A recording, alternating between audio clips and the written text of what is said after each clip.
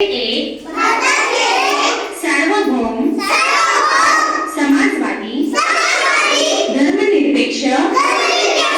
लोकशाही गणराज्य घडविण्याचा व त्याच्या सर्व नागरिकांस सामाजिक आर्थिक व राजनैतिक न्याय विचार अभिव्यक्ती विश्वास श्रद्धा व उपासना यांचे स्वातंत्र्य